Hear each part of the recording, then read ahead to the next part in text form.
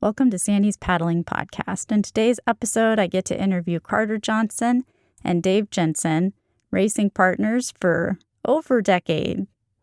We don't really have a specific topic except to talk about the races they've done. So we have a bit of Yukon River Quest in there, Ensemble, Texas Water Safari, but we also discuss how surfski began in California and kind of what led to the creation of the Gorge Downwind Championships.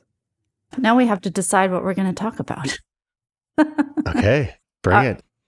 All right, we're here with Carter Johnson and his longtime friend and racing partner, Dave Jensen. And we're going to talk about marathon canoe, really. Okay. But Carter, how did you, because I know you were fairly old when you started your first canoe racing, right? You started as a gymnast. Yeah, a long time ago in a galaxy far away. That's what I did. Now, did you do gymnastics when you were a kid, or did it start in college age or high school? Started gymnastics in middle school. My sister worked at the YMCA, and I would go there, and then they eventually hired me. And one of those.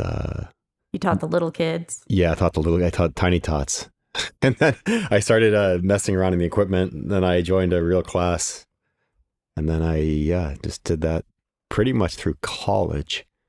But, I was one of those funny ones where I was really short, like almost all the way through high school. I was like 5'6". Really? Yeah. And then, well, you had a growth spurt. And then even my freshman year in college, I was still like only 5'7".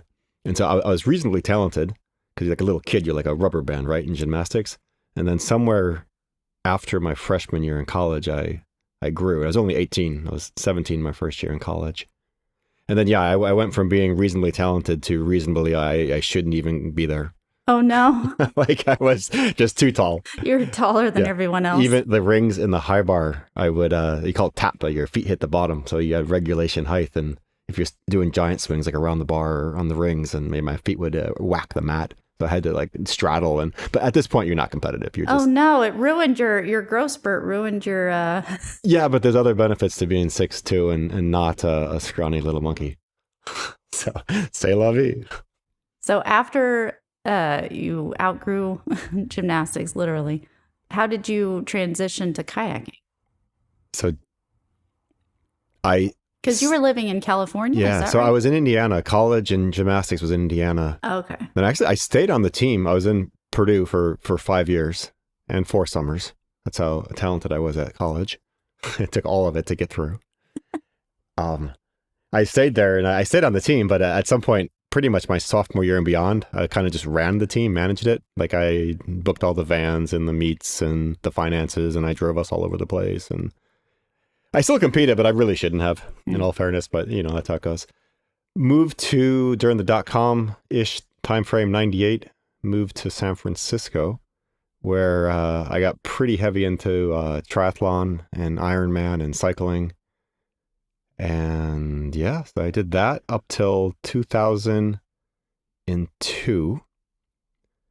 And then in 2003, I bought a little stick shift 3-cylinder Geo Metro, and I bought a Luxia 2 Neki Sea Kayak, original one. And I put I ripped the chairs out of the Metro, the Geo Metro, and I built a bed in it and had a driver's seat and the bed, and that was it. And the kayak, and I drove that to Alaska for 2 months, maybe. I was up there for 2 months, paddling around. Yeah, and then that was my start into paddling. I was paddling all over Alaska. Came back from Alaska, and then shortly after that, I met guys like Dave Jensen over here and Craig Tanner and some other random people that were paddling in the bay. Were there any races going on at that time, or? Dave? Yeah. Our Wave Chaser series was probably not started yet, but there's other races prior to that. Yeah. And you started as OC, or no? I started marathon canoe racing when I lived in Wisconsin. So 10 years or so prior to moving to San Francisco Bay Area. Okay.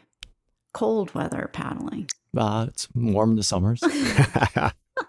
Yeah, I remember, I don't know what year it was. I'm going to make up a year, 2004 or 5. It's one of those years. But it was like the first Sea-Trek regatta.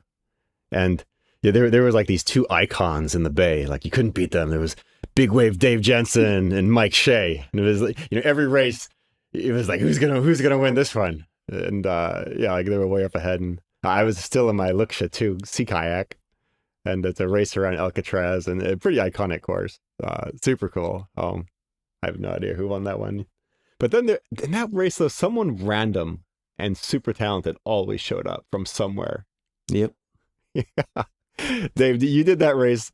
Like you were second how many times to some random person? Yeah. Oh, no. I might have been second 10 times or something like that. I mean, Carter probably won, second to Carter once or twice, second to Zolt once or twice.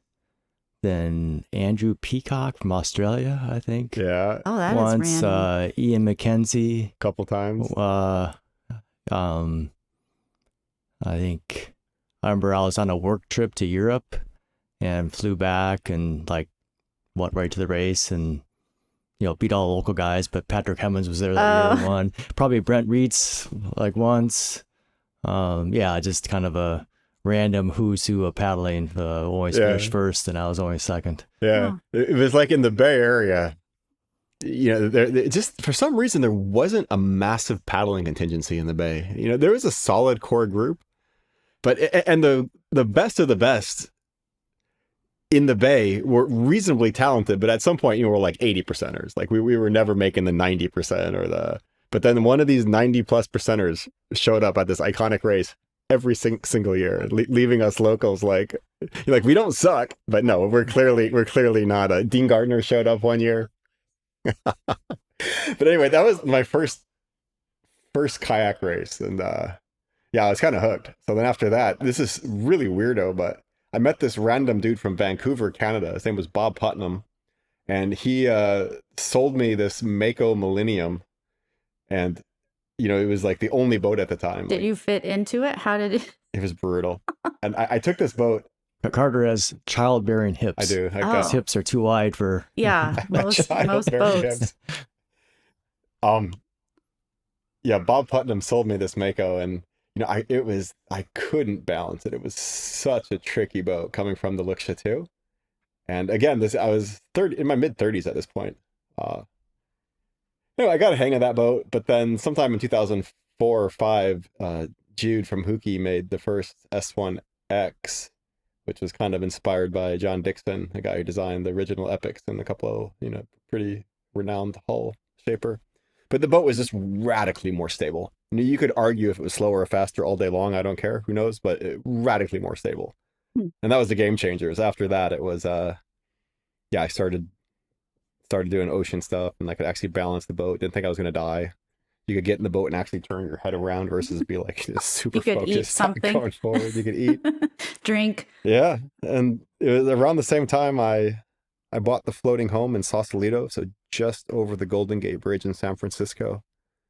And yeah, then at that point I was working from home and yeah, I'd paddle for an hour or two every morning and then, every night as well. And I was just cranking in hours just for grins. And yeah, it was cool. Is Dave the one who introduced you to marathon? Like pretty much like in the Bay, like again, I can't, there was like this decade of dominance in the Bay with like Mike Shea and Dave.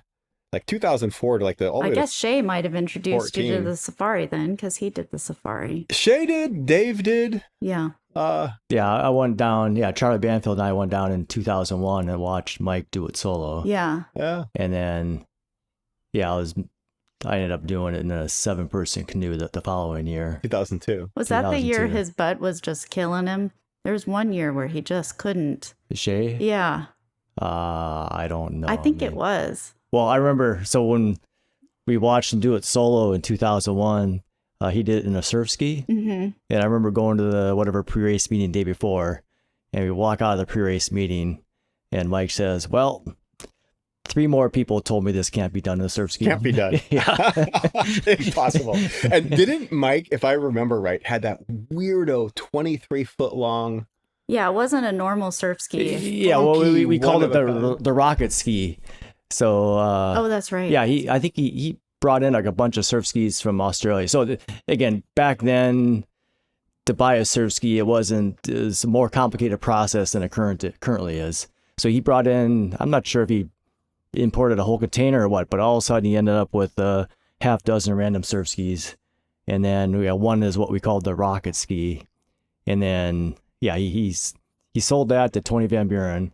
And then like a year later, from Tony's version of the story, Mike informed Tony that he's buying it back. He didn't ask Tony. He told him. Yeah. He's like, I have to have that boat back. And then Charlie like laminated another layer of carbon on the bottom, and then he used that.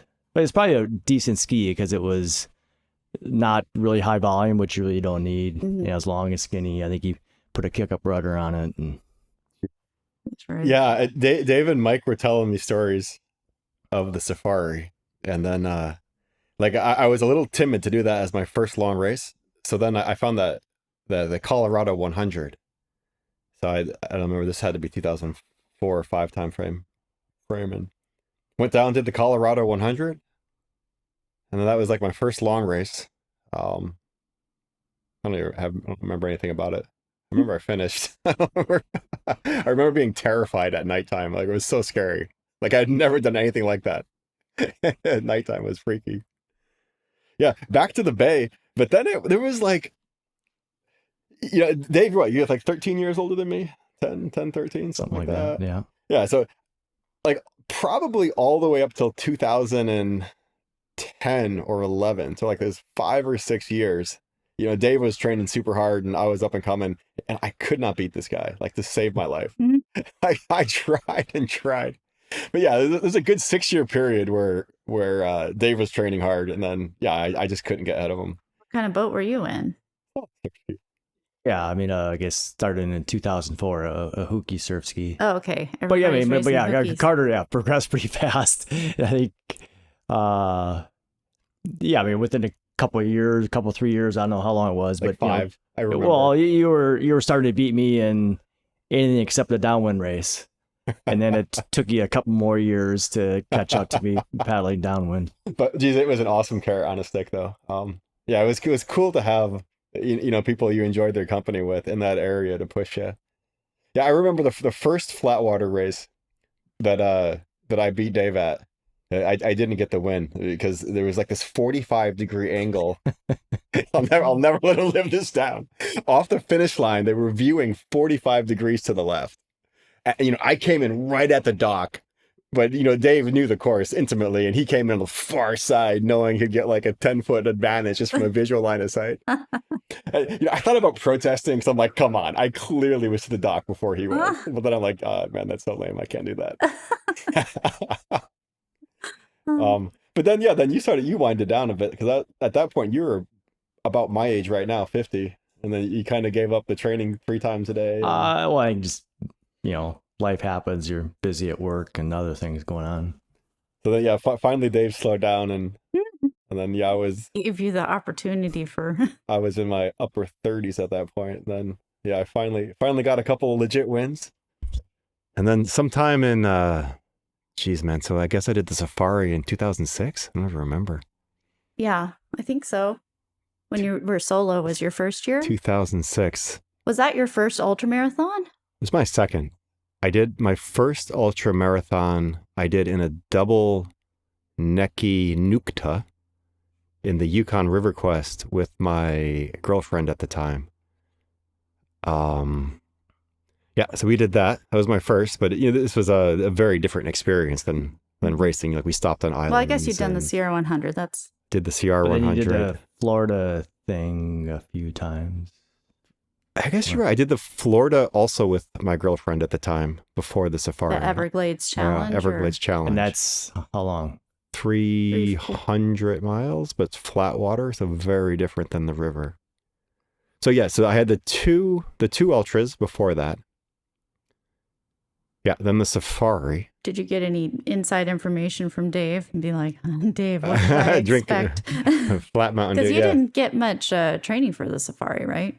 You just kind of showed up and showed up and did had your GPS track. Yeah, and just like Mike Shea, it couldn't be done. Impossible. Okay. Surfski, this is incomprehensible. Well, we were on old school rules where you had to bring all your food with you. That's right. I'm bitter about this, by the way. It changed the dynamic completely because in a surf ski, well, you saw it open the back of your boat to put a big hatch in for your food, but now you don't need to do that. You can just get what you want.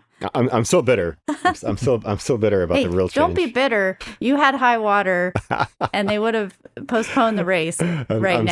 I'm holding on. I'm so bitter. But yeah, I had your record will never be broken. I had an old hooky surf ski, and then it's correct. I just took a hacksaw to the back and cut out a massive hole, and then it actually was a local Texan guy showed me how to rig it, and he crammed a big piece of foam in the entire hole and then just like sealed it. And then he cut out, he's like, oh yeah, we don't do hatches. We do like holes and put jugs in these holes. Like for me, like a sea kayak, I'm like, well, just put a dry bag in there. He's like, dude, do you know how long it takes to get in a dry bag? He's like, you're not doing that. And so, it was Steffi. Was that? Oh, Richard Steffi. Richard Steffi. Yeah. Richard Steffi, he crammed the foam in the back and then he gave me his jugs. Crammed his jugs in. Like one jug was full of Perpetuum. And how far ahead of the race was this? Like 2 weeks or less? 2 hours. Yeah, it was pretty much the race week. Steffi built me a rudder because I had an understern rudder, and he was like, "Dude, oh no, like, what are you doing, no, son? that wouldn't work, son. What are you doing?" So he manufactured me a rudder. Yeah, and then it was hot. I just remember being hot. I remember Mike Shea telling me, he's like, you're going to have spiders everywhere. You're going to be crawling with alligators. And that year, Tommy did it. And I knew he would be super hard competition. Well, he was pretty slow and out of shape. So you had to... Thank God. And then, geez, man, Jerry Belizean guy. Yeah, Jerry Rayburn did it. He was smoking fast. I remember somebody told me, like, no matter what in the beginning, like, you're going to be faster than the six mans for 30 seconds, and then they're going to be way faster than you. I was young and dumb, and I'm like, what are you talking about? And I took off at the lake start, and they were correct. I made it for 30 seconds, and then West Hansen T-boned me. Oh, no. And that totally spun me out. So I got to that first portage at, like, maybe boat number 30. Oh, no. Like, it was way back. And, clawed my way up and up and up and up. And, it was pretty wild. And then, at that point, just slowly started picking off boats all the way to, who was the boat that, Minion, Peter, and, Pete Binion and Pete Wade. Binion and Wade Binion. Yeah, it was their boat. I picked off all the boats. Finally picked off the Cowboys, and I guess they were they were an hour up. I couldn't close the gap, but I think going into the, I don't remember, but I think going into the bay, Tommy was only an hour back, and Jerry was only, it's like 30 minutes. Or it wasn't right? much. It wasn't much. But then in the bay, I just I put another 20 minutes on both of them, or maybe more. So in a ski, I was like, these guys is what they do, and Tommy was in an open canoe. Yeah. Oh my God. Yeah, I finally got to the bay, and I was like, okay, geez, I feel good now. Who was the other icon of that trip was, my support crew. Was Richard Amin Yeah, I remember he was like everywhere. He was everywhere because he knew I didn't know the course. Mm-hmm. And he was finding dirt roads and just random crap, and like, I didn't know where I was going. It was like somewhere we're turning into some bay area at the very end. And like, there's this branch, you can go one way or the other. And Richard is down there on the bank, just he's screaming at the top of his lungs because he couldn't quite get to where the turn was or something. I don't really remember. And it's like, you got to go right. And I was like, holy crap. And I kept on asking him how close I was to Landic. And he's like, I don't think it can be done. He's like, you gotta go really fast. But then he's like, oh, no, it can be done. And like, he changes his mind every time. And I think with a normal bay crossing. How close were you to the record? Yeah. I think with a normal bay crossing, like even a fast, typical bay crossing, like it was impossible. But my bay crossing was just, 15, 20 plus minutes faster than even like a normal super fast one. And Yeah. Jesus, what, I squeaked it up by like 3 minutes or Yeah, something. you didn't silly? beat it by a whole lot, but Wasn't by much. But yeah, I remember some of the funny things though is the rules were so strict back then. Like I remember once there was trash all over my boat, and Richard was like just trying to get the trash off, and he was like, if I touch your boat, you're gonna get disqualified. So he's like holding my boat, getting trash, and he's like screaming at the public, picking up trash, I'm picking up trash. I thought he lost his brain. Like I didn't understand the rules what he was doing, but yeah, he was just trying to cover your butt so you wouldn't get yeah, from my perspective, it looked like he literally lost his brain. He's picking up Cliff Bar wrappers and plastic and screaming at the top of his lungs, I'm grabbing trash. There's so many other rendos. But Dave, you're 7-man. Jeez, I know, that's a lot you got of on people the 7-man in one boat. Yeah. Well, it's kind of an interesting story behind the boat. So it had been raced in the Safari a few times. Did you paddle with the miners? The miners, and yeah. what year was it? 90? I did it with them in 2002. 2002. And back then they were winning most years. Yeah. And the boat had been raced in the Safari a few times as a 6-person canoe. Then when I went down and watched it in 2001, that was the year that the 6-person, that they used, 8 and 9-person canoes. Right. In There that was race. no limit on how many people you could put. Yeah. So there was a arms race with Boogie on how many people you could get down Yeah. the river. So I think Boogie did a 9. There was a 9-person Yeah, boat. and that's how And the miners, answered with an 8. they did it as an 8. Yeah. But they took their 6-person canoe, Right, chopped it in half, put 2 more, made a section with 2 more seats, put that back together. How did you turn a 9-person boat? Well, no, he was in the 7. Yeah, I was in a 7. How'd you turn a 7-person We had boat? a kick-up, titanium kick-up rudder that was like, Like a stop sign. Yeah, yeah, it's yeah, huge. pretty much, yeah. But your boat had been an 8? Yeah, so it went from a 6 historically. Then in 2001, they cut it in half, molded, a section with 2 more seats, put that back together, and then it raced as an 8-person boat. Then the following year, 2002, the original plan was they're going to go back to 6. And then, like, one of the guys that raced with them, John Dunn, was in the Right, he was in Afghanistan. or National Guard, and yeah. that was like during the Afghanistan So- war. So he was supposed to be in Afghanistan during the safari. Mhm. So then the miners I got hooked up with them to race with them to replace John Dunn. They were going to be a 6-man boat. And so I think they had like chopped it up again, ready to put it back together as a 6. And then his National Guard duty got changed, and now he's available again. Okay, so now we have 7 guys. Well, what do we do? Well, let's put the canoe back Chop the together. Yeah, let's put it back together as a 7-person canoe. One So more we time. so we raced a 7-person canoe, and I sat right in the middle. And then going around some of the corners, like the 3 guys ahead of me on the front would be like drawing left, and the 3 guys behind me be drawing right, and be one person paddling in the middle of the boat. Oh my God. And you said the same year there was a 9-person. The year before there was The year before.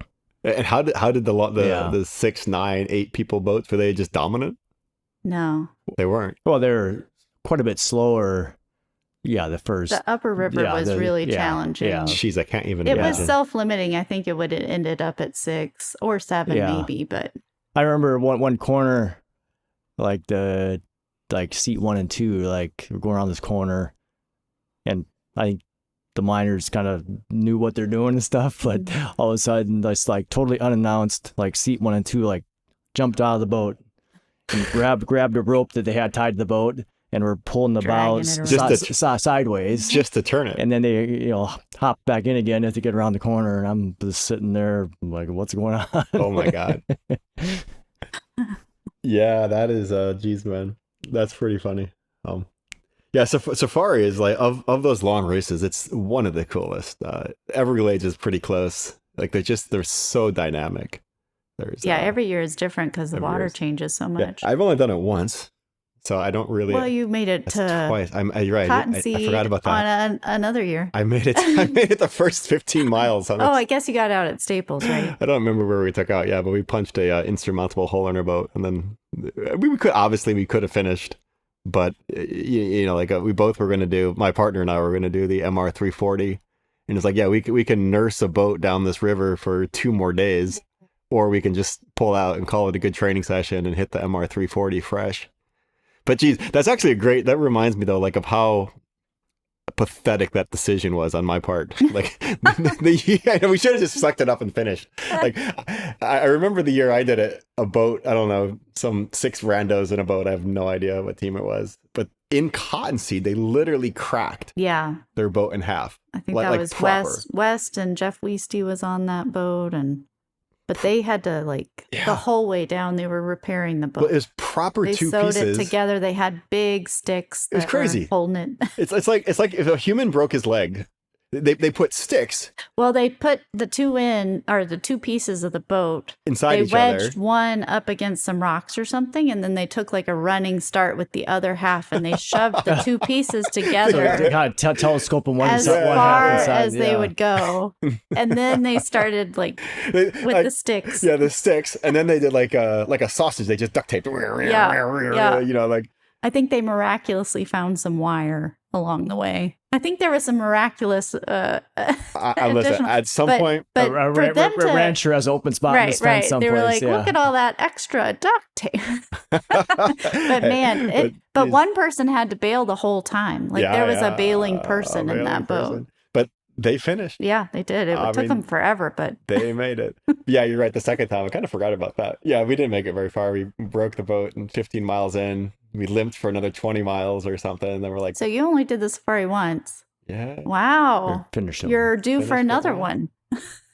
Yeah, I have an idea. And the next time I do the safari, it's going to be in a Sprint K4. Yeah. I've already decided this. No, that idea has been thought of before from other people too. I've made up my mind. I know where the boat is. I kind of know who would be on the team. It's just you got to go do it, I guess, right? You got to just show up. Yeah. Getting harder and harder nowadays, traveling down there and stuff. I tell you, the coolest part of the racing so far has just been some of the characters that you've met over the year. Geez, man, everyone's heard the Mike Herbert stories. I had the privilege of doing that 2 damn days race. This was again a long time ago, 2009 or 10, and that was a tough race. Tough race, and Mike was fit, man. Geez, he was fit. Yeah. But I traveled alongside him. We took turns riding wash for the first entire day. And he was telling me all the stories that I heard secondhand. That's great. He told me firsthand about wrestling bears and killing deer. He has great stories. That's insane. But then, much to my luck, at the very end of the second day or first day, it's kind of all a blur. But there was a downwind section, and geez, man, I put 15 minutes on them in less than an hour.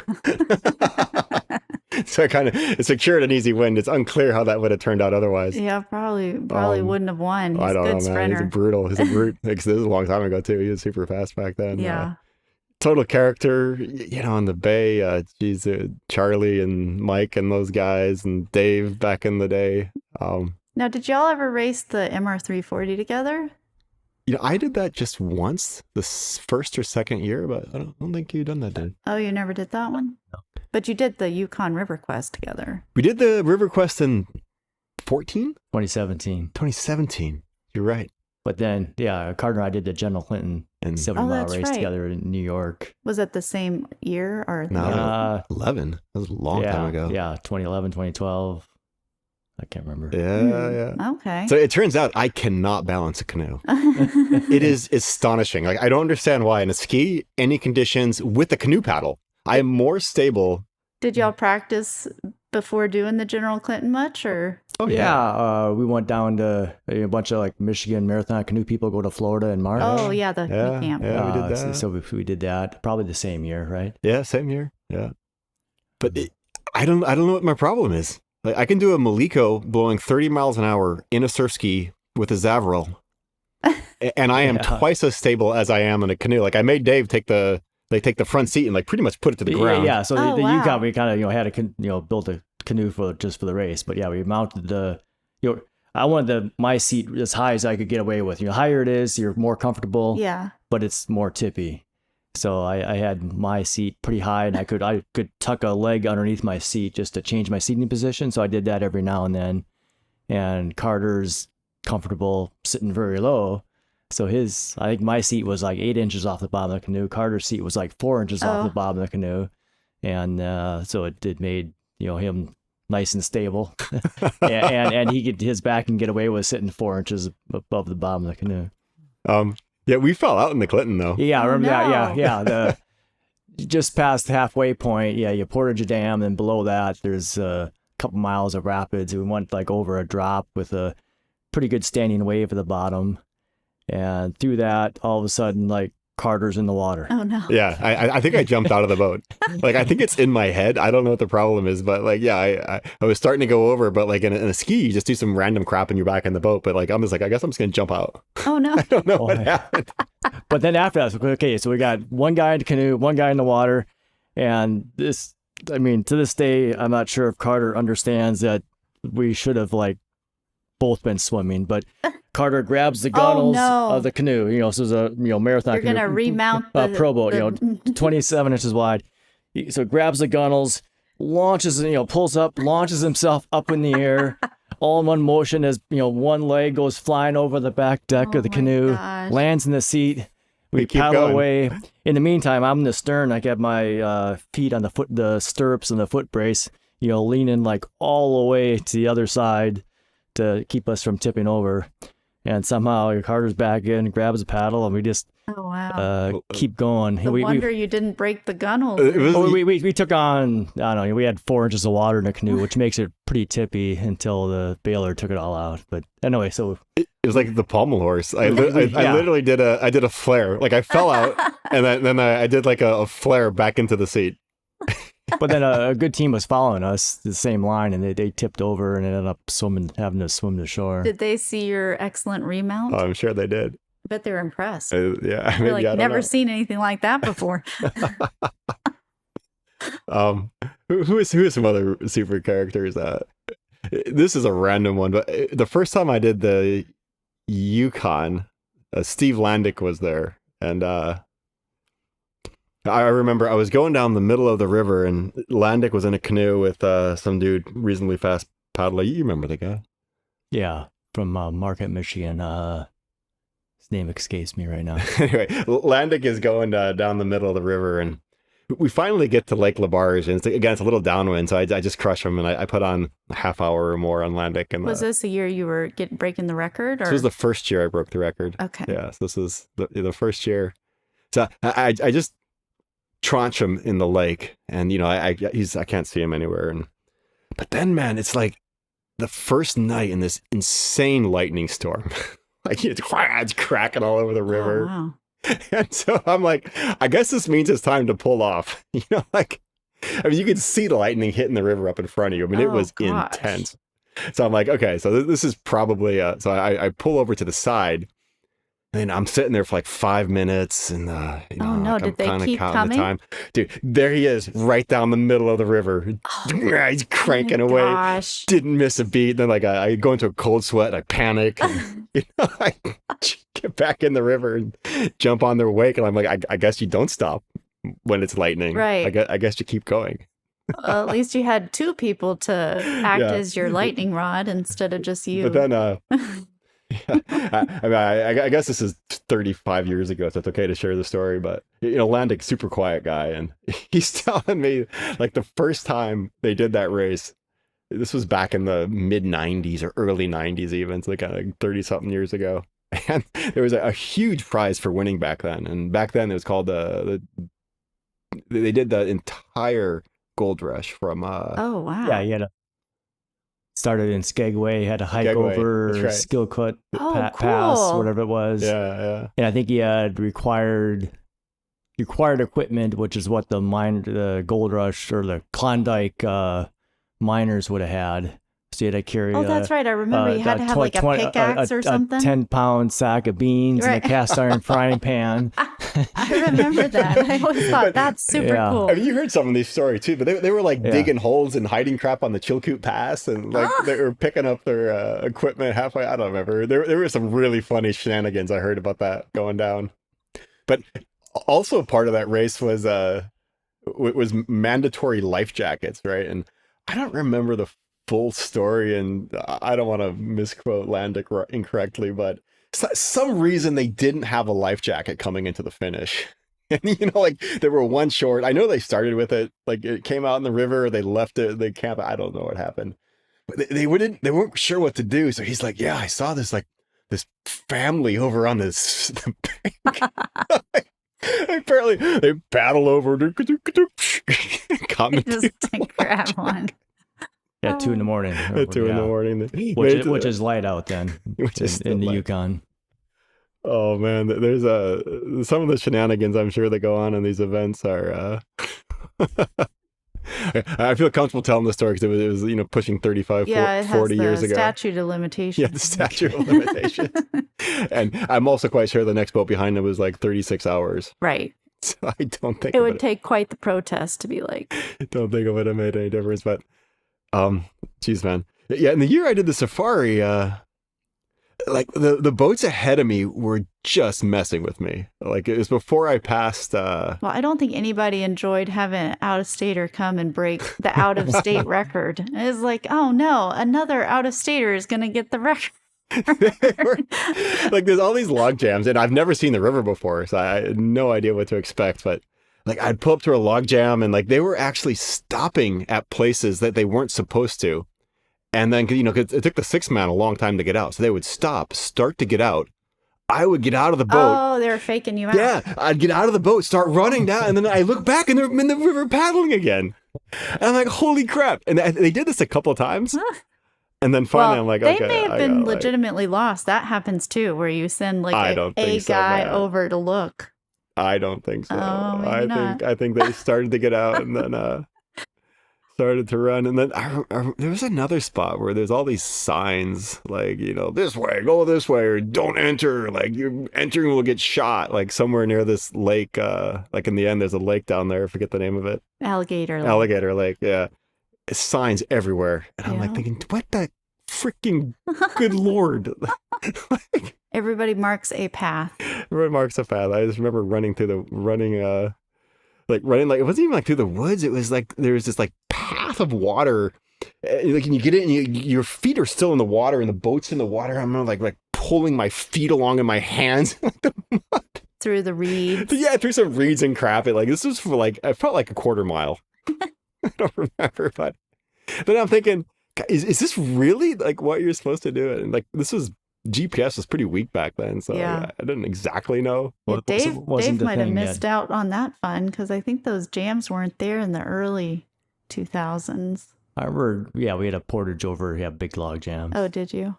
And part of my memory of that was, so I had, 7 of us, and I wasn't pulling my weight as far as dragging the boat across these log jams. So I was doing my best just to stay upright because you're walking across just this pile of logs and sticks and stuff, and you step on the wrong one and it rolls sink over and you fall in. So I was doing my best just to get myself across this thing while the other 6 guys were pulling the canoe across. So you gotta tell me, Sandy, is it true? I heard before the safari, Tommy actually goes and pre-swims the log jams, like swims underneath them. And no, come on, I've heard this story. What? No, it's a myth, huh? It's a myth, an urban legend. An urban. No, legend. I haven't even heard that one. He does go and he tries every possible route that you can try. Pretty much, he spends a whole day. Oh, and he usually comes back and he's got some weird fungi problem. Oh, yeah, that's pretty wild. Yeah. Geez, what are some other adventures that we did? Now, how did the U.S. Surfski Championships start? Geez, Dave. Yeah, that's a Dave question. Yeah, so, Deanne and Patrick Hemmons from Ocean Paddle Sports started it. And was that part of the Wave Chaser thing? Well, separate from that, but they ran it for a couple years. Was it always called U.S. Surfski Championships? Yep. And then the very first year, they just kind of with, their contacts, the people all over the world, got, they had lots of personal friends. connections. Ocean friends. Yeah, got people to come. And then they ran it for... What year did it start? Do you know? I'm going to say 2 years they ran it. And maybe that was 2003 and 2004, something like that. Or maybe I'm a year off one way or the other. Yeah. And then... then they did it for a couple of years, and then our local organization, the Wave Chaser Paddle Series, we took it over and ran it for another 10 or so years after that. Yeah, I didn't even realize it was you. I saw a picture I was in and you were handing me a award and I was like, wait a minute, Yeah. that's Dave. Dave, Yep. you didn't race I didn't for like know- 5 years. I didn't know Dave at all. Yeah, I started racing, but then it got to a point where it was just so much going on, that I was no longer racing it. Yeah. Yeah. Those were the days. Those were cool. I remember like Greg Barton would handily won the first few. Yeah, yeah. And then the Mockies showed up and those days They dominated. They dominated. And there was a handful of years. And It was very cool that so many international, like top surf skiers would come for that. Yeah. The best. Yeah, the best was Adam Van Corverden was like a month off a gold medal in 2008. And, unbeatable, fastest paddler in the world. And he comes down, he was staying at my house that year, confident he was going to win. How could anyone beat this guy? Inconceivable. But yeah, the race goes off, and then, straight off the bat, he almost get ran over by a freighter, like proper. Like, it was just full on. Him and Greg Barton almost get taken out. Yeah, Greg has a picture of it. There's massive container ship with these two little specks of surf skis in front of it. Yeah, was the course always pretty much the same where you'd go out under the Golden Gate it and was come back? It was that course, correct. Okay. So straight off the bat, he almost... But you did have some beach starts too, right? Or no? I think at least once when we started at Chrissy Field, we started like people in knee deep water, out of their boats. Okay. I mean, it's really because when we started at Chrissy Field, it's really hard to do it in the water start because you have current there. So you'd be, drifting around and stuff. So I think, at least once we did a start where you're pretty much standing with your feet wet out of the boat, and then the gun goes off, you jump in your boat and take off. But it was pretty much always cross all 4 shipping lanes to get to Berkeley. Yeah, the course changed every other year or so, but there's no way to avoid a shipping lane if you're up in the San Francisco, Sausalito to Berkeley terrifying corridor. Yeah, like shipping lanes to me are, every once in a while, like every maybe hour, you get a big boat. But that's not the way San Francisco always works. like before we started, I'd be... It's like every minute there's a giant boat trying to I'd be run coordinating. over. I mean, they have, vessel traffic services, VHF radio, Channel 14, and, try to coordinate with them a little bit. But there's only so much you can do because it's a busy place. So they got almost taken out right at the beginning of the race. They got almost taken out at the beginning. But then, slowly but surely the ocean just ate Adam alive, and then it came down to a sprint finish at the end. Dave, was not a sprint. Well, so I'm a few miles from the end, I'm like reeling in Adam, pretty fast guy. Wow, the top guy. Yeah, well, I'm like, I don't want to come to the finish line and have to sprint against this guy, because if that happens, I might as well just put my paddle down and watch him. Right. So I worked hard, and I think he was pretty much done. And I was, able to pass him well before the end. Oh, I bet that was upsetting. So my version of the story is, I've raced him once and beat him. You beat him. Yeah. Wow. But how far back were you guys from the Mockies that year, though? Like, a long ways. It's still like 10, 15 minutes back. Long ways. Then later that night, Adam was lying in my house, like on the ground, like he's doing snow angels, being like, I can't move. Oh. Paddling up and down waves. So much talent then you get in the ocean, and it's just the game is it's just not the same game. Yeah. But I guess this happens often enough. And how did the Gorge, because I know the Gorge was kind of happening a little after that, right? Gorge started in 2015. Okay, so there was some overlap. I think there's only a single year of overlap. I think there was 1 year, might have been 2. So 15, 16, so 7. Yeah. One or 2 years. Yeah, then the Gorge just went nuts. That's a whole different story. Who started the Gorge? I started it. Oh, you did? Yeah. Oh. Started the Gorge in 2015. It was, geez, man, we had over 100 people the first year, but not much. And then there was like 200 second year. Then it was like 300, and then it was like 800. Like ever since. The first year, first year was pretty awesome. That's been quite the voyage. Yeah, because it kind of took over the U.S. Surfski Champs, and now it's going to be officially the Surfski Championships. Yeah. Now it's the official US ACA Surfski Championships.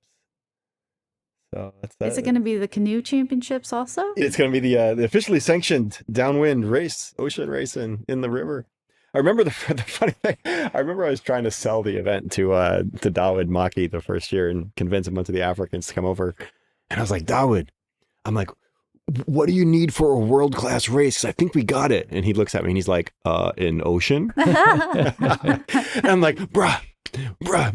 No, how do they say in South Africa? Brew, you don't understand, brew. It's like the ocean, but better. And he's like, dude, you need the ocean. There's no way, yeah. And then we convinced him to come out. I don't think it was 15. It might have been 16. We convinced him to come out as Dawood and all those guys would stay at my house over US Surfski Champs for, a good 10 plus years. And so like convinced them to come out to the gorge. And then immediately he, it was like he went from black to white. Yeah. Or A to B, whatever the story is, like a complete 180. Flipped his He was like, opinion. Yeah, he was like, he went from a non-believer to like, this is the best place on earth. We need to do this. We need to do this. We need to get these people together. He saw the vision of how and I want to say anybody. So cool because you have so many. There's other things to do with the hiking and like so many cool things to see, and it's totally opposite of what you find at the ocean. Yeah, so, and what's also awesome about the gorge too is it's awesome for, someone like, David, an elite paddler, but it's pretty accessible to, intermediate level downwind paddlers too. I mean, it's way safer than doing something comparable to that in the ocean. Because you can swim to shore. Yeah. And you can paddle closer to shore and you'll be out of the big waves. And there's no sharks. And no sharks. That's my favorite thing about it. In July, the water temperature is moderate and the air is warm. Yeah. The thing about the gorge is like, you go to do South Africa and do a Miller's Run, or like here in Maui, you do a Maliko. They are objectively way better runs than the gorge. Although blowing 30 at the gorge, I don't know, it might be there. But like this is 10%ers, right? Like 10% of the people paddling in the United States downwind, even reasonably good ones are going to go crank a Maliko at 25 miles an hour. Whereas the gorge, it's kind of it's the beauty and the problem is most people can have a successful downwind in the gorge. Like you're going to go down in the gorge, you're going to have a good day. But some people probably still shouldn't. But that's a different story. But yeah, it's very obtainable. So that makes it pretty good. Yeah, it's fun. And you somehow convinced Dave to come on board as your elite volunteer. That's right. Official plumber with a lot of experience in race organizing. I've had some great help, amazing help throughout the years for sure. Yeah, the gorge is a special place. Maui's a special place. Ocean racing is always, because I lived in San Francisco versus like Texas, whatever. Like oddly enough, like the long marathons has always kind of been a side thing, and ocean has always been number one on the list. But you're called the flat water specialist. Oh God, this is so painful. I know. Yeah. So Greg Barton, clearly one of the best flat water. I would say he's the flat water specialist. Yeah, clearly one of the best flat water specialists in the world. But he's also very good at ocean. Super talented in the ocean as well. But what year was it, Dave? Like you and I were on so before, as the story goes, before the Gorge Downwind Champs, there was a relay. Wild Side Relay. The Wild Side Relay. So we got to give JD the credit for this. JD Davis started the race out there. And anyway, all these locals were winning. And then Dave and I go down and, we pretty handily cleaned up the first couple of years. I wouldn't say we handled it. I mean, every year we did it, we got challenged by somebody. But it was the second or third year. It was Greg Barton and was it Don Kiesling and Don Kiesling, and Don is as good as Dave and I, and Greg is Greg is Greg. Yeah, I mean, at that time in our career, if we just did a 10K, I mean, it sounds embarrassing, but I bet he could put 5 minutes on me, like straight up. Yeah. And we're going, and Don, Dave, and I I don't think either one of us is gaining much distance, and we finally get to a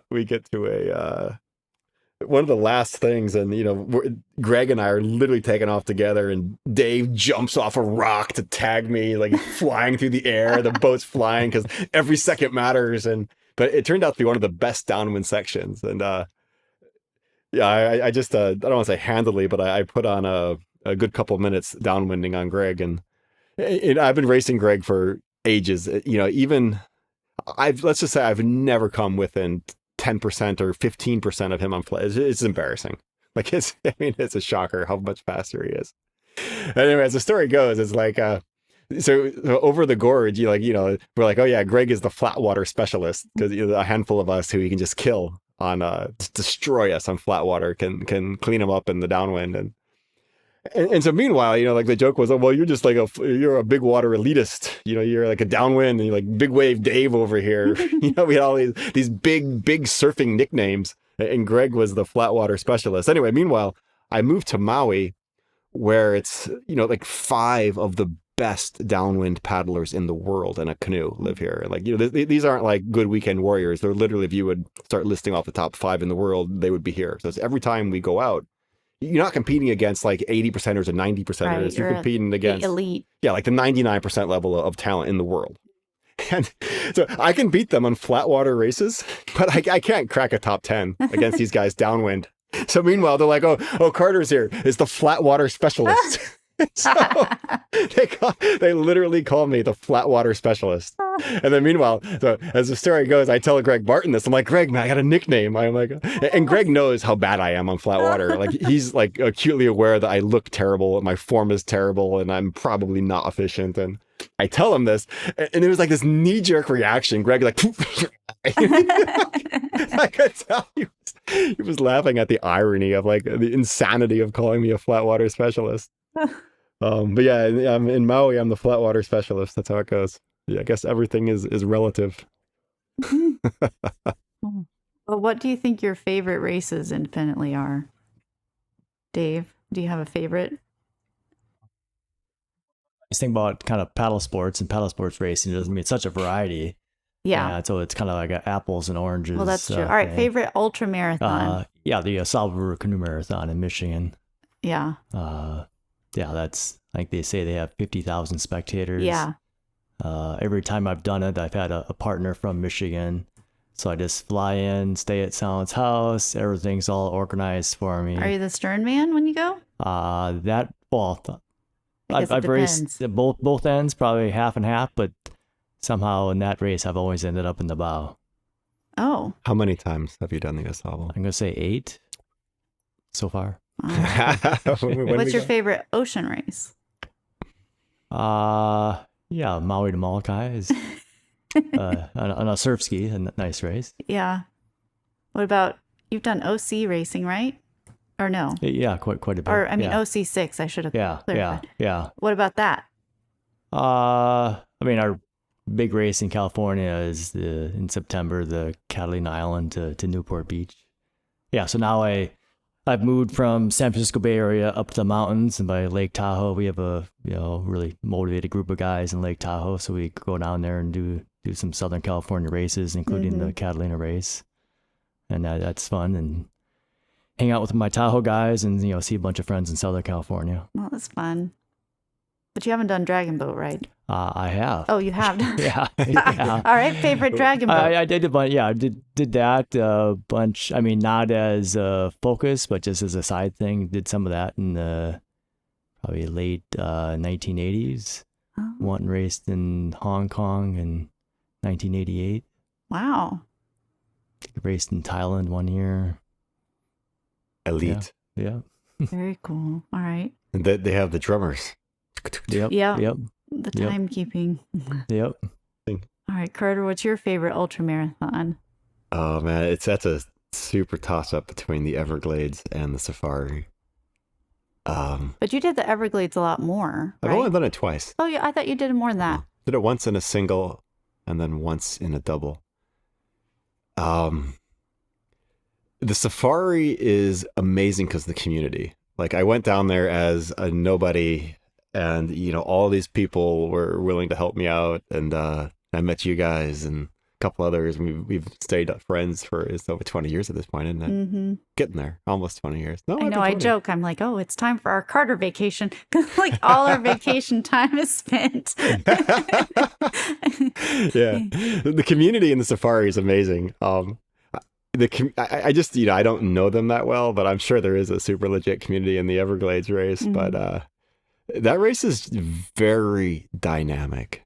It very much like the safari, but you start that race off and it's 20 miles of open ocean, and you can stay offshore and downwind if it permits, and then you end up in these stupid little channels for another quite a bit, but then you end up in like just the deepest, darkest pit of the Everglades. Like, I mean, I'm talking, you got to find a channel 8 meters wide at the end of a 25-mile long lake that's braided with, it's just nut job. Like, you can't believe that you're allowed to be out there by yourself. And then you go through the 10,000 island barrier parks where you're, it's like it's just nuts. It's beautiful, and the crystal clear water and mullets jumping, hitting the boats, and you're navigating through all these islands, and then you finish in a 30-mile open bay crossing, where it's got super shallow mud flats, and that race, it just changes a lot, and you got to carry full crew, like full pit. Like no one's gonna finish that race without sleeping. It's just it's too long. It's 70 something hours for. I think mosquitoes would be a little bit. Mosquitoes, yeah. You got to carry a tent. Like I remember one night I was gonna ninja sleep super quick, and I got my little bag on, got eaten alive, and tent went up every other night. I remember one night, like this was okay. Here we go. This is the most down I've ever been in a race. Like this was rock bottom, and I won't mention names, hardly matters, but a guy before I did the race was like, I was in the middle of the finish, that 30-mile crossing. And he's like, I was 5 miles from the finish and I had to stop and camp. And I remember young dumb Carter was like, this guy's a monkey. What a moron. 5 miles. I would have walked. I would have swam. Like, I can't believe this loser. Like, who's this guy? Stopping 5 miles from the finish, like, incomprehensible. Meanwhile, fast forward, like it was 2 years later, I'm crossing this bay, and I'm on par to just obliterate, like put 15 hours on the course record. It's looking legit. And I get to this 30-mile crossing, and it's the headwind was so intense that I almost lost my boat once. I stopped in a muddy place to pee, and the boat just went full leash extension. Oh, wow. This is a boat loaded with camping gear. Like, boom, boat goes full leash. And so I was looking down, I'm doing 2.5 miles an hour, and I'm doing the math. I'm like, I got 30 gonna take a miles long of this. Time. So, 70. So meanwhile, my crushing the record by 15 hours, like I'm doing the math. Like if I cross the bay in 15 hours. I crossed this bay in 15 hours. Like, holy crap. Like in the year before I did it with my girlfriend in a double, we crossed this bay in less than 3.5. It was downwind. It was two of us in a double. We literally just surfed this 30 miles like it was a Molokai. It was awesome. Meanwhile, I get within, I'd look at a map, but I think let's just say it was 6 miles from the finish. Like there's nothing left inside me. And I pull over to a mud island because there's no actual land out there, and I wedged my boat in between some mangroves, and I actually got the tent out. I didn't put it up because nothing to put it up on, but I wrapped myself inside the tent, and I put my mats down on all these roots. And I went to bed. 6 miles from the finish. And then the next morning, the wind was still cranking, and I walked out of there. Like I dragged the boat in the mud for probably a mile or two. And then I finally, I didn't go straight to the finish. I went to shore, and then in the water, I pulled my boat, I think all the way to the finish line. Like I was probably crying the whole time. It was so bad. Sounds terrible. I probably deserved it for thinking, laughing at this guy, laughing at the guy who told me he camped 5 miles from the finish. You were 6 miles, though. I was 6 miles. Yeah, I don't know. Anyway, that's a super cool event, but you definitely don't go do that unless you have a lot of ocean time. Like I don't want to get people who've only been in the river jacked up on that. Right. Like go spend some time in the ocean, because 1/3 of that race is proper big ocean, and and 2/3 is little channels and stuff. But it's pretty wild. Interesting. The River Quest is a awesome race. It's just the rules, man, are complicated. Yukon River Quest. River Quest. Yeah. Yeah, those rules are just complicated.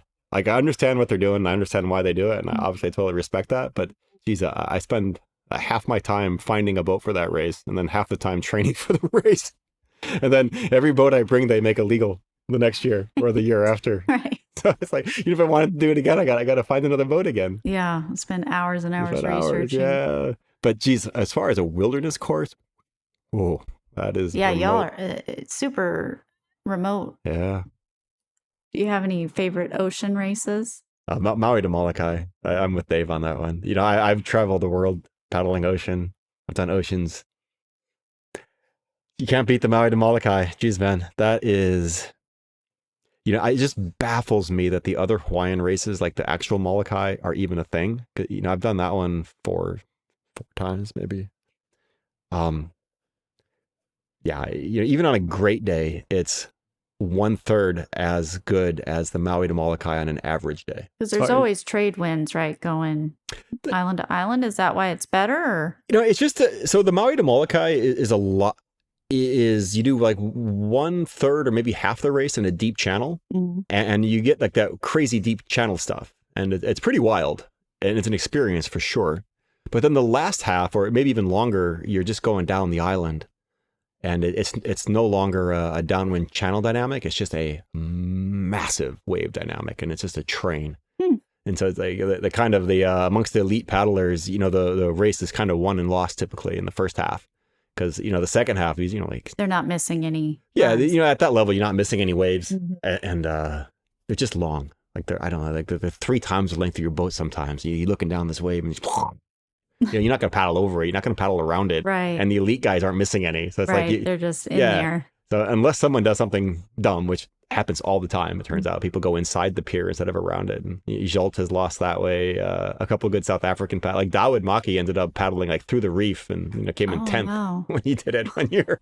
Like he just went inside the reef. So obviously, if you make navigational errors, you can end up nowhere. But like the good guys on the right course, pretty hard to pick someone off at the end.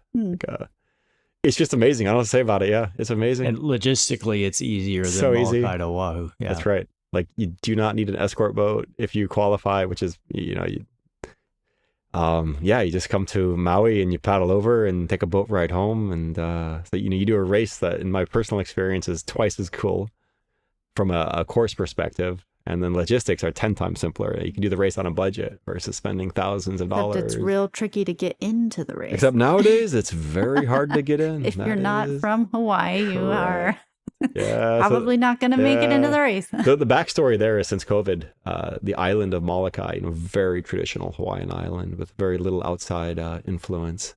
They just really don't want you there. Yeah, they limit the numbers so they limit the people they'll give permits to. So I believe at the moment it's 200. And for reasonable reasons, they try to get the Hawaiians in the race first. And, of course, that cool. And with canoeing being so popular, it just fills up. Yeah, there's tons of paddlers in Hawaii. But of course, the Gorge is, for different reasons, is the best ocean, quote, air quotes, ocean course. And that's just because, some dude from Indiana who has paddled Lake Michigan 3 times can go to the Gorge, assuming he knows how to remount, and surf a wave. Yeah. It's like you're not going to do that in Maui or Fishhook. You go out there and die. Right. You can go to the Gorge and, again, assuming you have a solid remount, you're going to surf a wave. It's going to be amazing, right? Yeah. So it's pretty unbeatable for that. So the Gorge, back when Dave and I started going, and whatever the year it was, 11, something like that. Yeah, it just never stopped. Went and I go up there for a month every year, and love the Gorge.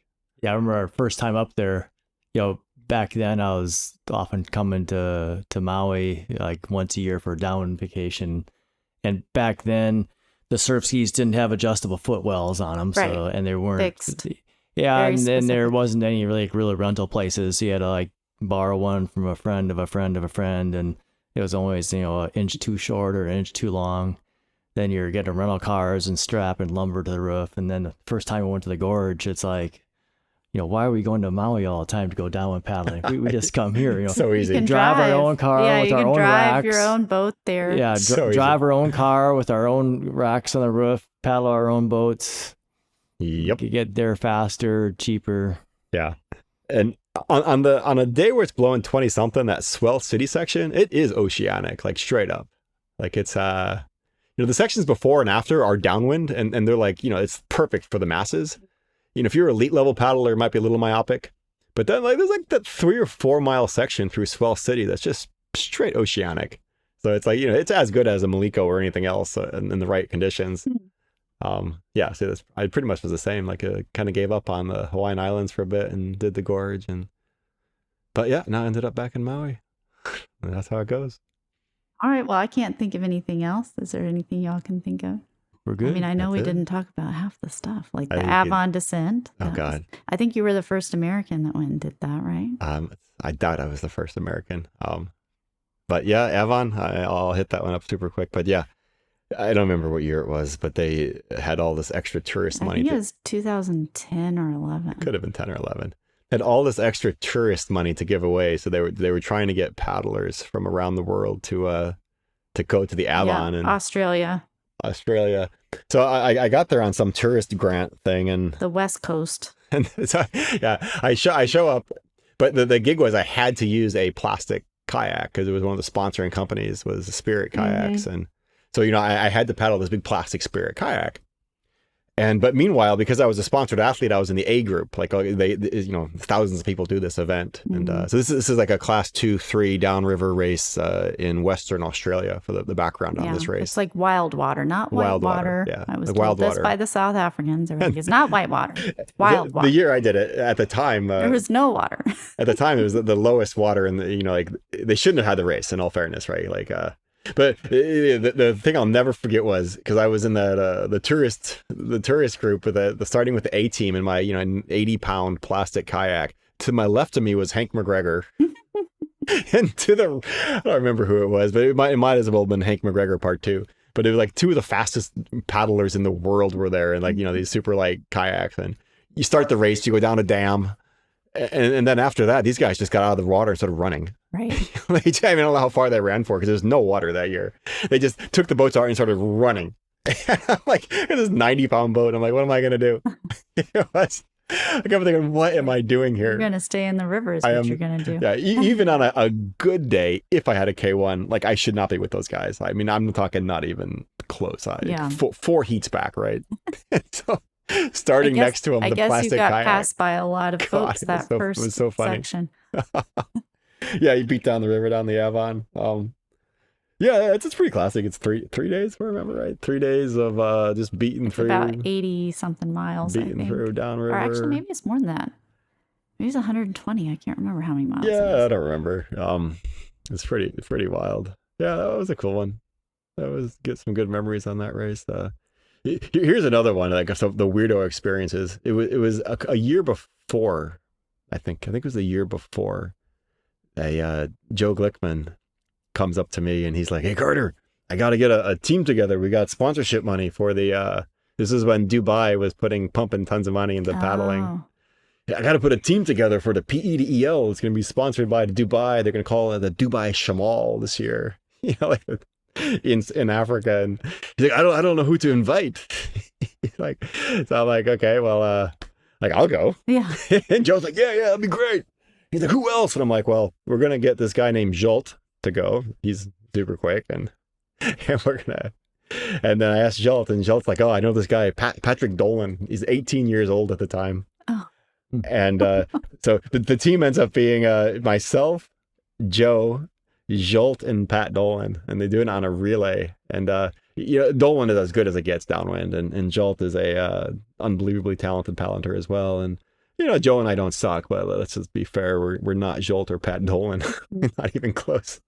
But meanwhile, like Joe and I had at that time very little to almost no shore break experience for whatever reason. This is a long time ago. And I remember you coming into this place, I think it's called Woody Cape or something, and it's just like this maelstrom of waves. And yeah, I didn't know you got to take your leash off before you go through the shore break. So I'm going to the shore break with my leash on, and I get wrecked, and the boat's dragging one way, and you're dragging with the boat. I'm dragging, but then I end up on shore, and I'm barrel rolling like in the shore, right? And then Oscar Chalupsky's there. Oh, Carter, what you doing? You done that? Blah, blah, blah, blah. Carter, would you get your leash? Carter, you so dumb. But then meanwhile, it's like I was actually in trouble. Like it was bad. And there's this other guy, Richard von Wildman, the Wild Man. He was super young at the time. He's probably my age now. I don't know, but like he realizes that like I'm in trouble. He's like, that kid's in trouble. Like this idiot from the United States is gonna drown out there. Oscar's back, gotta, what you doing? You on your leash. And then I remember just like Richard comes and hand of gods me out of the surf. He like pulls me up and drags me out of the surf. Oscar never stopped. He was just the whole time, hey guys, good thing someone got you off the beach. You would have died. But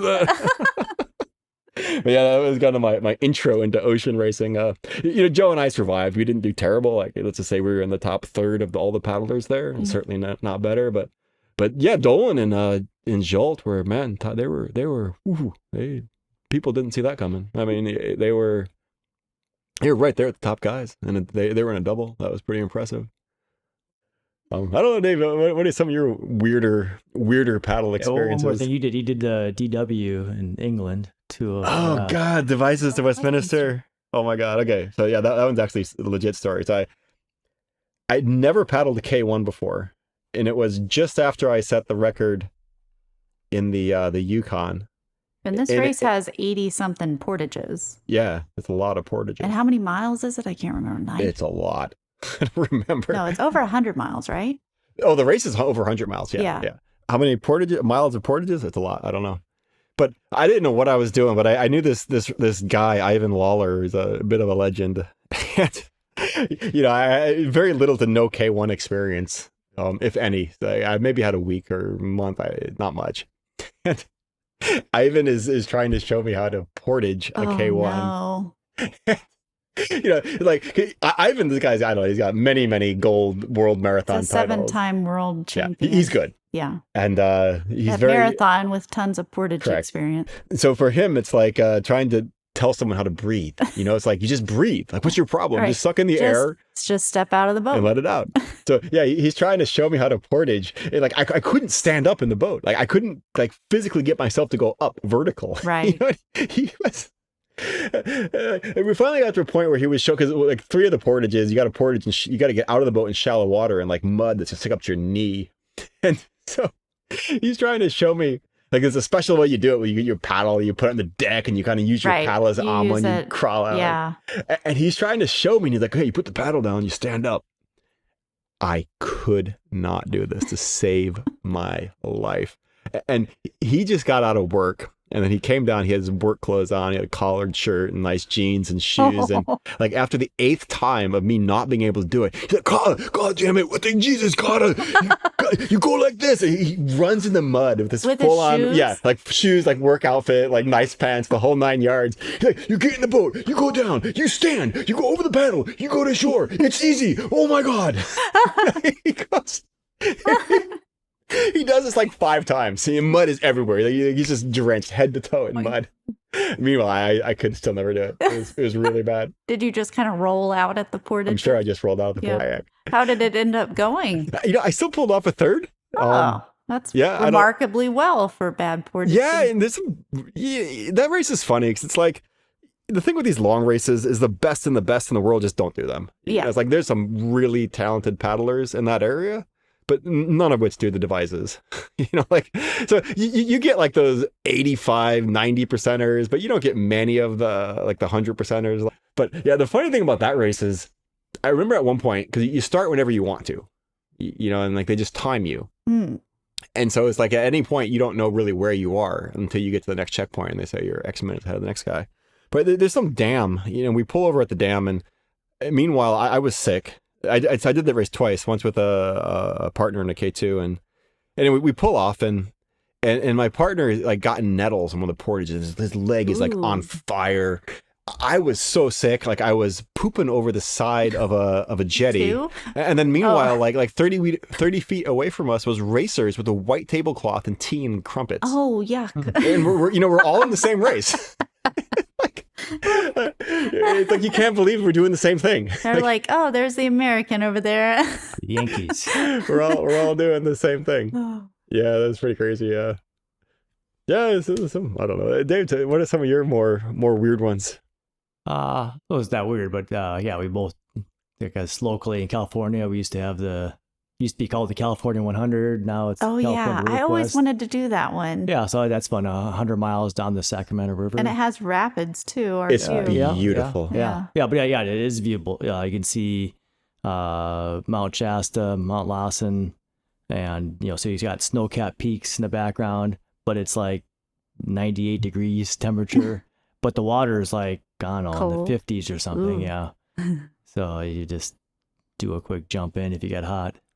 But yeah, so did that a few times. So that was always a fun local thing. Carter has a You did magnetic attraction. You did the Panama Canal.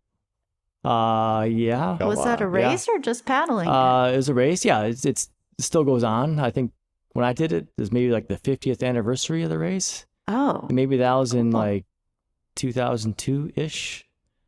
Yeah, so started on as a 3-day race in a 4-person canoe. Started on the Caribbean side, and then 2 days later finished on the Pacific side. Oh, that's cool. And how about the paddles? Yeah, so they had kind of weird rules for the type of paddles you could use, and they had to be made out of Panamanian wood, Oh. and somehow traditional looking Panamanian paddles. But from what I saw there, most of the paddles were, like pieces of plywood, like nailed onto a wood broomstick. That seems like it Yeah. doesn't meet spec. But so anyway,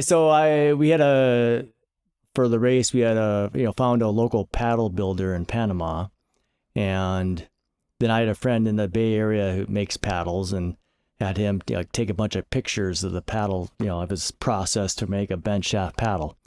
And then I took all of his pictures and made like a 20-page like PowerPoint thing for how to make the paddle. I bet he loved that. Well, He's start like, out, I've been a paddle builder for 20 years. Cut the shaft at this angle and then turn it around and glue this piece here and that piece there.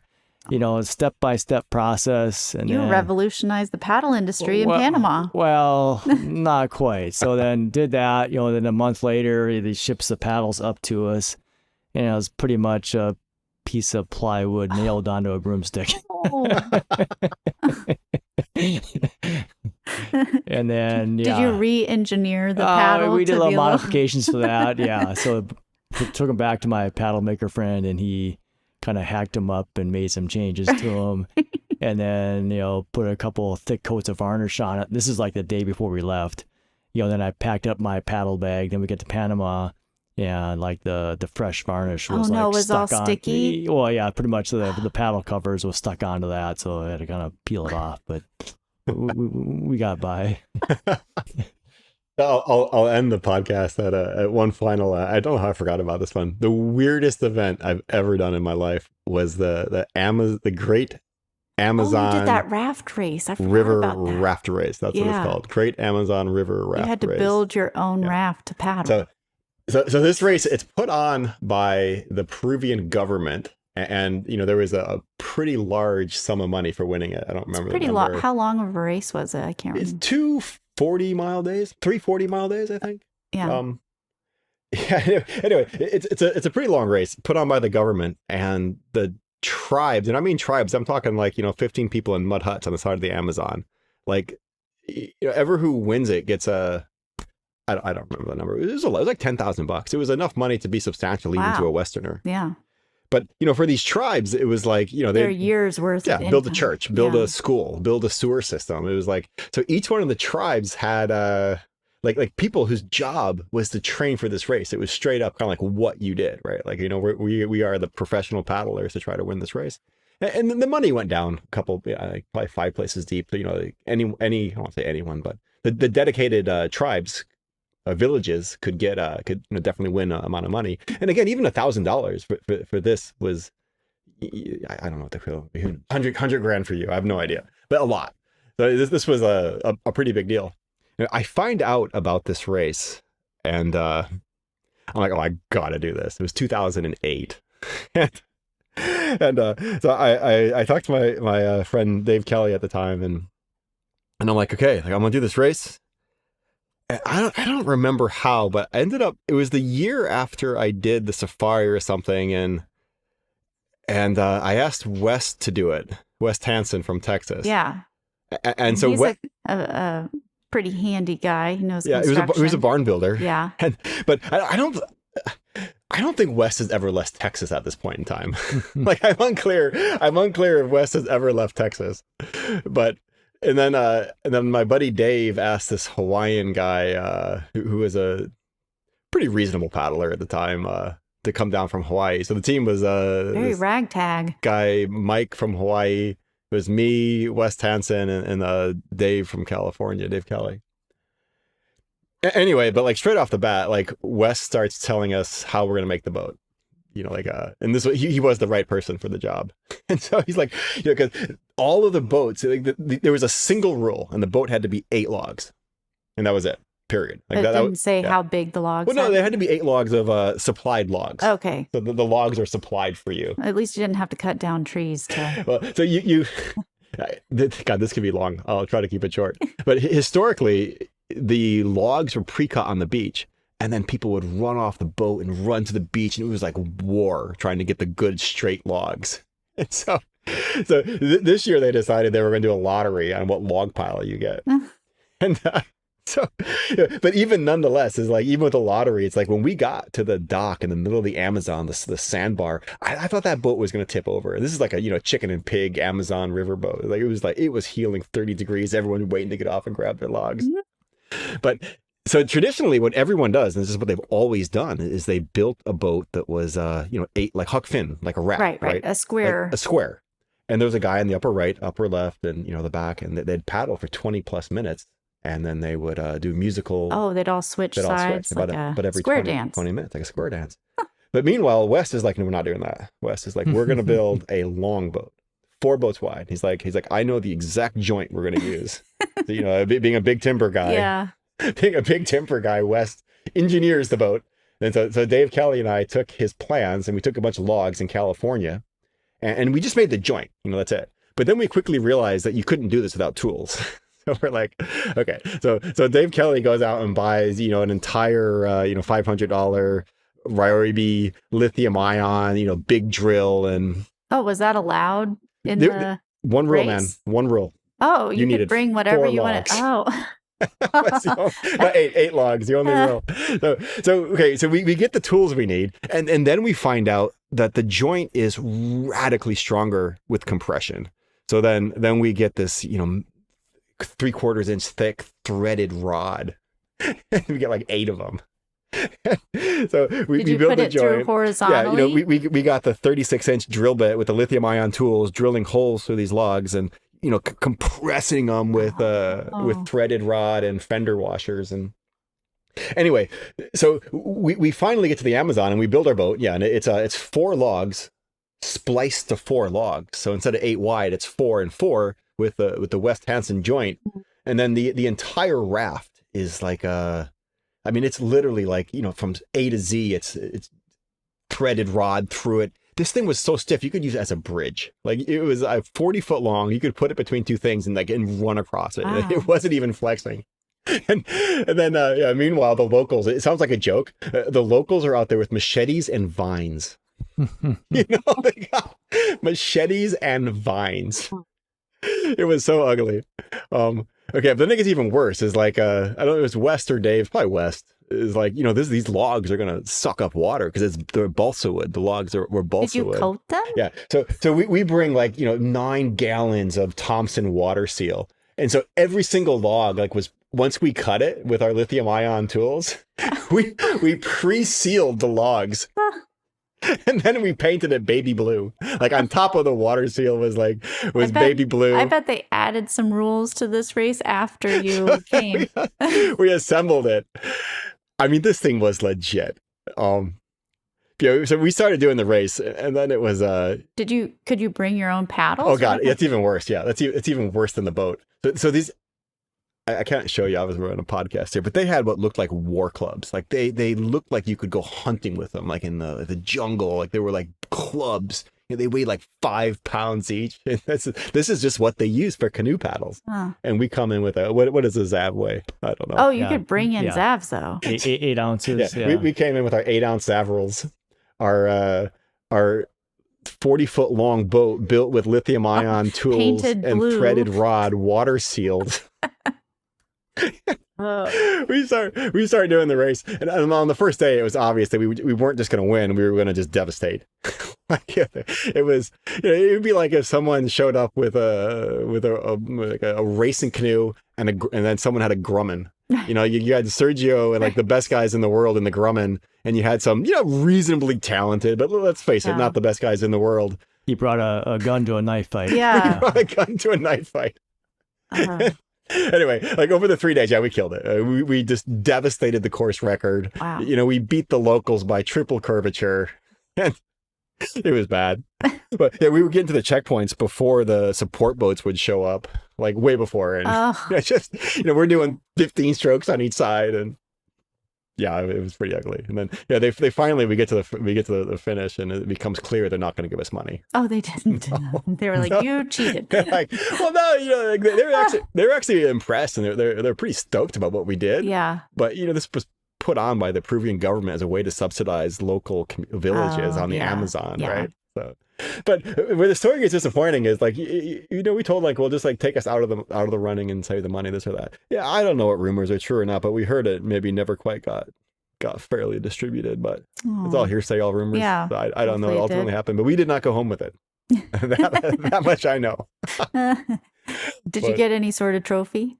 Yeah, like a coconut? I'm sure we got a trophy or a coconut. I don't know if they have coconuts down there. But yeah, that was the wildest experience. I mean, along the way, there's 50 other sub stories that I won't not enough time to go into. Yeah. But just did you camp? I guess it was like a stage race, right? So you stage race, camp every night? at a village with with 8 people and deer hanging from rope. That was dinner that had maggots on it. Ew. Yeah, it was a pretty nut job. Wow. But that's it. That's all I got. Oh, the places you've been. Pretty cool. All right. Well, thank y'all both for thank you. Talking paddling stories. Thanks, Sandy. Yeah, thank you, Sandy. Thank you, Dave. Thank you, Sandy. That's a wrap.